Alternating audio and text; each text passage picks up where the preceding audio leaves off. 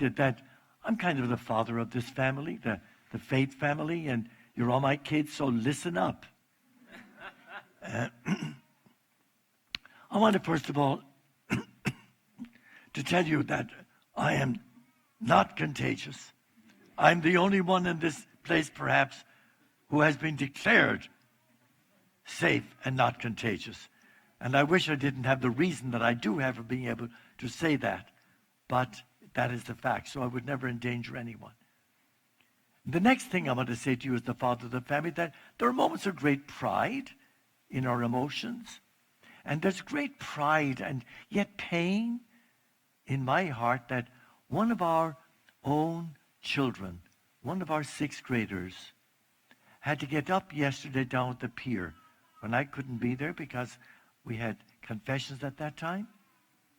And he gave a speech that I wish everyone in the United States could hear and take into their hearts. And so I want you, because Noah is here with us. Noah, stand up back there for a second. This young man gave a speech. Go to YouTube, go onto our website, read my Instagram about him. But please, this young man gave a speech that should have been from the White House and every other house in this country. And if it were given 400 years ago, we may not have been where we have been. So kudos to you, Noah, and you get my...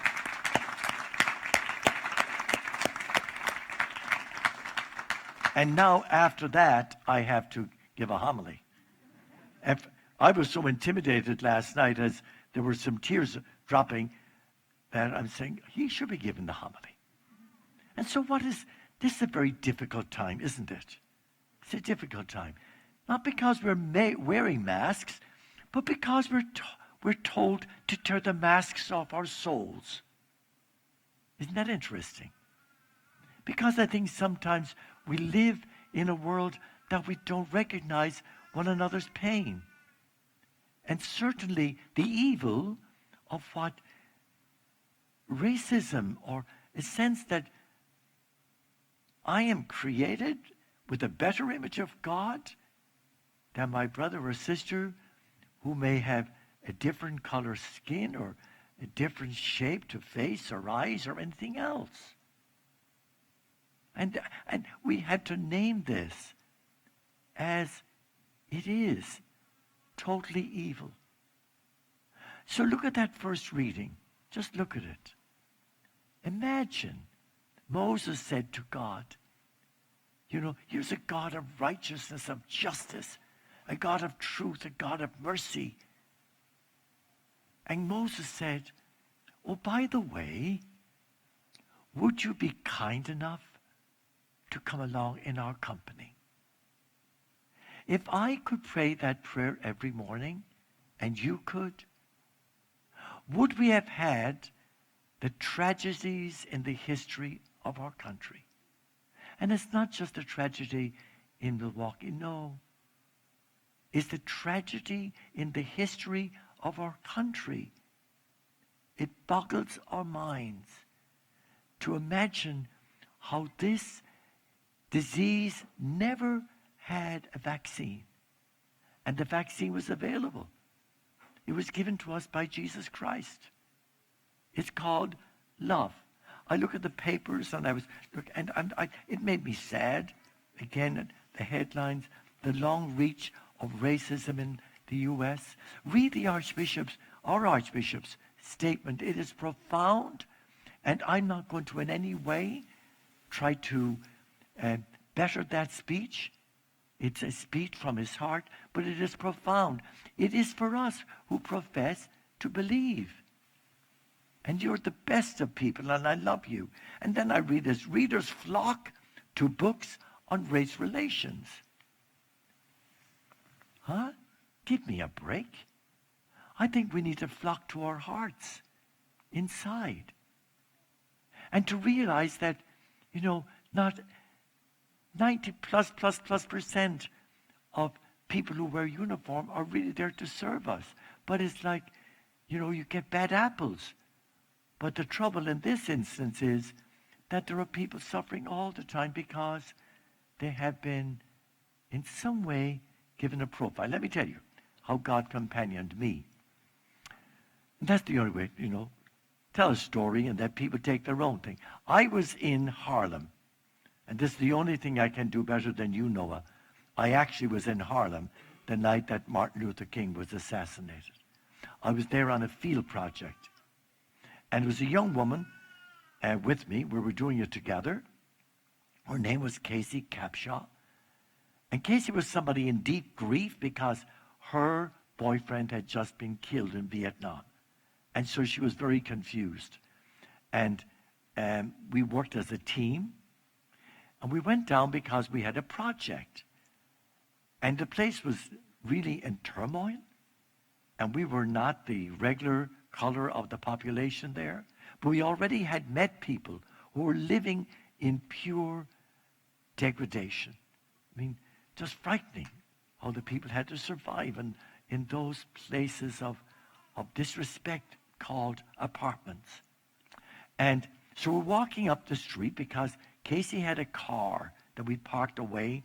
The car we'd have to fill up to whatever it was, the carburetor from the East River as we went because the car would blow up. And suddenly we're walking along, scared, and then we look, and there's this wonderful African-American woman walking with us. Walking with us. And she said, "You're not safe. You shouldn't walk alone." This is a time of heightened anger and a real sense of injustice. Let me walk with you and keep you safe. And we used to go to a little coffee shop, for the want of a better description. It kind of a hole in the wall. And we always got an apple turnover and a glass of milk. That was our dinner because the parish hosting us would give me dinner but would not give it to Casey because they didn't bring women into the rectory. So much for Christian charity. She stayed with us until we got safely where she was. She told them that they were to get me back to the subway safely. You talk about companioning God, the God of righteousness, of mercy. That's the person that I have in the depth of my soul and memory. And then you come to read that message from 2 Corinthians again, chapter 13. Read it. Read it and take it into your soul. What does it say? We should have that posted on every paper.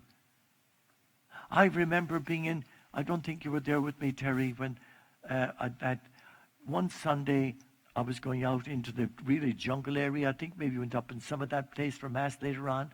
But it was a massive monsoon rain. And a young man came with me, literally climbing up like this, slipping on rocks and rushing water. And he kept saying to me in Spanish, "Just be careful, Padre. You're okay. I am holding you." And he was one of the indigenous people who suffered so much, rejected. "I'm holding you. You're safe." That was Jesus Christ. That's the meaning of the Trinity. The Trinity is not a mystery. Theologically it is. But the challenge is, the Trinity is so simple that we don't want to live it. We don't want to acknowledge it. And I think that, with all due respect to the theologians, I think we push it back into the little corner of mystery so we don't have to fully deal with what God is saying to us.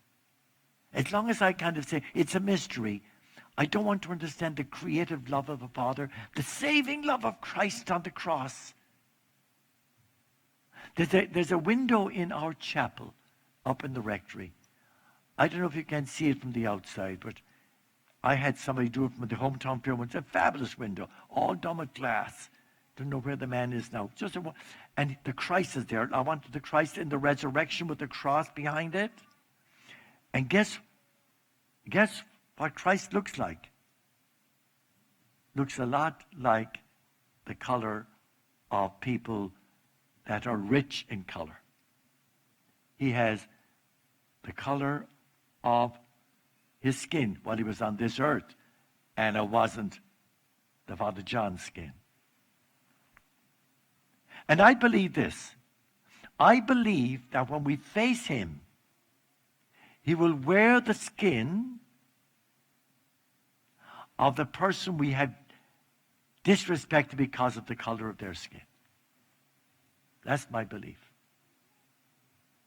That's why, we should live the message. God did not come into the world to condemn us. He came to save us. And what have we done? We have thrown roadblocks in front of him. We have made sure that those bumper strips are everywhere when it challenges us. And I think we need to pray for forgiveness, each one of us. Each one of us. I think of the image of Jesus and God who says, I didn't come to save. And this is where you can come in. Those hovels, now washed away with massive storms and floods and nothing. And to see people loving, just loving. Have I met God in the Trinity? I have.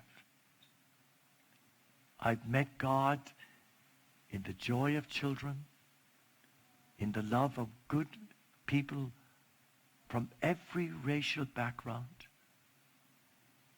And I'm old enough to say I have never, because I didn't grow up like that, I've never had to carry the evil of any kind of racism inside of me.